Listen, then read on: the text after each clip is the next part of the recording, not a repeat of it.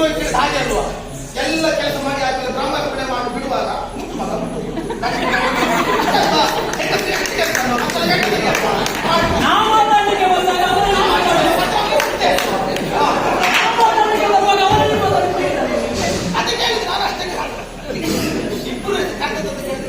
ಆಚಾರ್ಯವೇ, ನಿಮ್ಮ ಮಧ್ಯದಲ್ಲಿ ನಾನು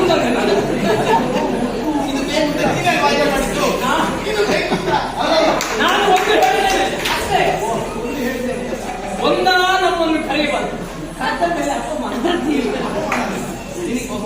ಎಂತದು ಬಹುಮಾನ? ಮಗಳ ಗಂಡ ಒಂದು ಅಪರೂಪ.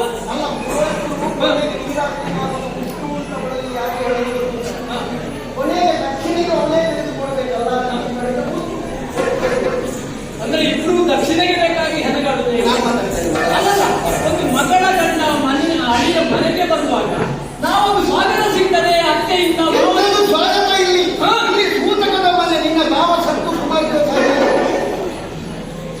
ಭಾವ ಸತ್ತದಲ್ಲ ಆಮೇಲೆ ನನ್ನ ತಂದದ್ದು ಇಲ್ಲಿ ಒಬ್ಬ ಅಪರೂಪಕ್ಕೆ ಬಂದ ಅಗ್ನಿದೇವರನ್ನು ನೀವು ಉಪದೇಶಿಸುವುದು ಬೇಡ. ಆರಪ್ಪ ಹೇಗೆ ಹಾಗಾದ್ರೂ ಕೇಳ್ಬೋದಲ್ಲ. ಇದು ಸೂತಕದ ಮನೆ ಮಾತ್ರ ಅಲ್ಲ, ನಿಮ್ಮ ಇಬ್ಬರ ಮುಖದಲ್ಲಿ ನೀವು ಸೂತಕ ಕಾಣ್ತದೆ. ಅಯ್ಯೋ ಹೌದು,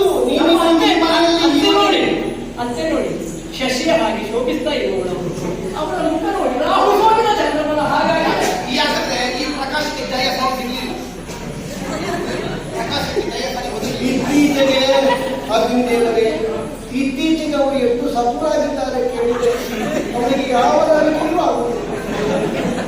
ಅದ್ಯಾಕೆ ಹಾಗಾಯಿತು? ಬೇಸರ ಅಲ್ಲ, ನಿಮ್ಮ ವಿಷಯ ಅದೇ ನಮಗೆ ಗೊತ್ತಿಲ್ಲ.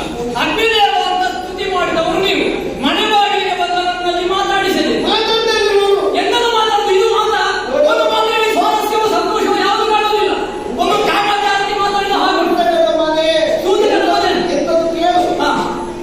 ಇಲ್ಲಿ ಯುಧಿಷ್ಠಿರಾಶ್ವಮೇಧವನ್ನು ಕೈಗೊಂಡು ಅರ್ಜುನನ ಮುಖದ್ವಾರ ಕುದುರೆ ಇಲ್ಲಿವರೆಗೆ ಬಂತು.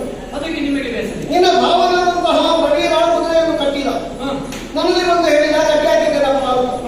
ಬೇಡ ಮಗ, ದೊಡ್ಡವರ ವಿಷಯ ನಮಗೆ ಬೇಡ ಅಂತ ಹೇಳಿದ ಕೈ ಕೊಡುತ್ತಾನೆ. ಯಾರು? ನಿನ್ನ ಅತ್ತೆ. ಅತ್ತೆ ಏನುಂಟ?